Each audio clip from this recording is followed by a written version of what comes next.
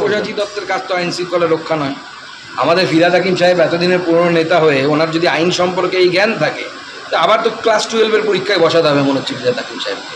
নাটক হচ্ছে, এবং এই যে নাটক শব্দ, নাটকটা কেন বলছেন বলুন তো? এরা জীবনের পরীক্ষা দিয়ে কোনো চাকরি পেতে হয়নি তো। যদি পরীক্ষা দিয়ে এসএসসির মতো চাকরিটা পেতেন এবং তারপরে যদি চাকরিটা চলে যেত, তাও অন্যের ভুলে, নিজের ভুলে নয়, অন্যের ভুলে যদি চলে যেত, তাহলে অবশ্যই এটাকে আপনার নাটক মনে হতো না। এখন নাটক মনে হচ্ছে সেই জন্য।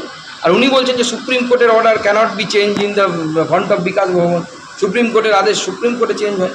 তাহলে আমার প্রশ্ন, মমতা বন্দ্যোপাধ্যায় নেতাজি ইন্ডোর স্টেডিয়ামে এত শিক্ষকদেরকে ডেকে নিয়ে গিয়ে যেটা করেছিলেন, ওটা কি নাটক না ড্রামা না যাত্রা? কোনটা যাত্রাপালা, কোনটা করেছিলেন? আর ফিরহাদ হাকিমের এই মন্তব্য নিয়ে অধীর রঞ্জন চৌধুরী তিনি কি বলছেন এবার শোনাবো। এরা পশুত্বের পূজারী, এরা মনুষ্যত্বের পূজারী নয়। আর এদের জীবনে না আল্লাহ আছে না ভগবান আছে। এদের জীবনে মমতা ব্যানার্জির মতো এক নিষ্ঠুর প্রতীক আছে। আমাদের মুর্শিদাবাদ জেলায় যারা এই ধরনের অন্যায় কাজ করে থাকে তাদেরকে ওখানকার মানুষ বলে ফি নারা জাহান্নামা খালেদিনে ফিহা। আমি একেও বলতে চাই যে সেই এই লোক যারা এই বাংলায় আজ আমাদের শিক্ষা, সংস্কৃতি, সভ্যতা, ভালোবাসা সবকিছুকে জাহান্নামে পাঠিয়ে সবকিছুকে তুচ্ছতাচ্ছিল্য করে বিসর্জন দিয়ে এই বাংলার মনুষ্যত্বকে ধ্বংস করে পশুত্বের বাংলায় রূপান্তরিত করছে। আমরা শিক্ষকদের পক্ষে আছি, পক্ষে আছি, পক্ষে আছি। আর এবার অডিও রেকর্ডিং প্রকাশ করে পুলিশের তত্ত্ব খারিজ করে দিল চাকরিহারা শিক্ষক শিক্ষিকারা। পুলিশ যে অভিযোগ করেছিলেন সেই অভিযোগ এবার খারিজ করে দিল চাকরিহারা শিক্ষক শিক্ষিকারা। অর্থাৎ অন্তঃসত্ত্বা মহিলার আটকে পড়ার যে অভিযোগ সেটা খারিজ করে দিল তারা। বিকাশ ভবনে ঘেরাওয়ের দিন অন্তঃসত্ত্বা মহিলা আটকে পড়েছিলেন। দাবি করেছিলেন এডিজি দক্ষিণবঙ্গ সুপ্রতিম সরকার। কোনো অন্তঃসত্ত্বা মহিলাকে আটকানো হয়নি, পুলিশই গেট বন্ধ করে দিয়েছিল। পাল্টা দাবি চাকরিহারা শিক্ষকদের। যে বলা হয়েছে একজন অন্তঃসত্ত্বা মহিলা ছিলেন, তাকে আমরা আটকে রেখেছিলাম। আমরা বিষয়টা একটু ক্লিয়ার করি। আমরা আগেও বলেছি যে যে প্রবলেম অন্যরা ফেস করেছে ভিজিটারদের মধ্যে হোক, আমরা সঙ্গে সঙ্গে সেটাকে ক্লিয়ার করার চেষ্টা করেছি।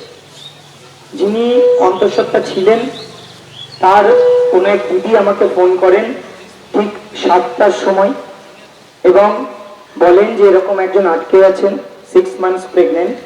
আমি সঙ্গে সঙ্গে তাকে বলি যে ঠিক আছে, কোনো অসুবিধা নেই, আপনি নিচে আসতে বলুন, আমি দায়িত্ব নিয়ে তাকে এখান থেকে যাওয়ার ব্যবস্থা করে দেবো। উনি কি যেতে চাইছেন না? না না, উনি তো গেছিলেন, কিন্তু ওখানে গিয়ে আবার ওদেরকে ভিতরে ঢুকিয়ে দেওয়া হয়েছে। বলেছে এখন থেকে টিয়ার গ্যাস থাকবে, এই সমস্ত ঝামেলা হবে। তো আবার হ্যাঁ, ওই টিয়ার গ্যাস ছাড়বে নাকি, ওদেরকে আবার হ্যাঁ, আমি তো বারবার বলছি ওরও যাওয়ার ইচ্ছে, তো ও তো যেতেই চাইছে। তাহলে বাধা দিচ্ছে কে? তো ওখানে ওখানে ওখানে আটকে দিয়েছে নাকি বললো, আবার তালা দিয়ে দিয়েছে, ওই র্যাপ নেমেছে নাকি বললো। যাই হোক, এটা একটা। আমি আর একটা আপনাদের শোনাচ্ছি, আমি আবার একটা শোনাচ্ছি আপনাদের যে ঠিক 7:59 যার কথা বলা হচ্ছে তাকে আমি ফোন করেছিলাম। তিনি কি বলেছেন একবার শুনবেন, আমি তার সাথে কথোপকথন। হ্যালো হ্যালো, বলছি আমি তো নিচে দাঁড়িয়ে আছি, আপনি আসুন। আমি তো নিচে নেমে আবার উপরে উঠে এলাম, ওই গেটে ইয়ে ঝামেলা দেখে। আপনাকে তো মেন গেটে যেতে বলিনি। পিছনের গেটে? হ্যাঁ, বিকাশ ভবনের 3 নম্বর গেট, পেছনের গেটে, সাউথ গেটে। ও, পিছনের গেট?